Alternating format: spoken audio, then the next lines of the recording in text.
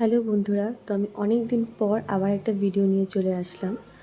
তো আজকে আমার মা ঘি বানাবে। এগুলো হচ্ছে আমাদের বাড়ির গরু। ঘি বানানোর জন্য মা কয়েকদিন ধরে একটু সর জমিয়ে রেখেছিল। মা সরটা কিন্তু আগেই বেটে নিয়েছিল 2-3 বার। তো আমি বললাম ভিডিও করব, তার জন্য মাকে বললাম যে তুমি আরেকবার বেটে নাও।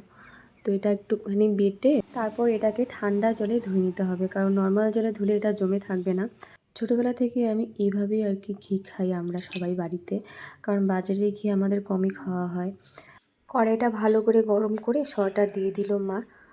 তো এখন অনেকক্ষণ নাড়তে হবে, তো তোমরা দেখতে থাকো তাহলেই বুঝতে পারবে।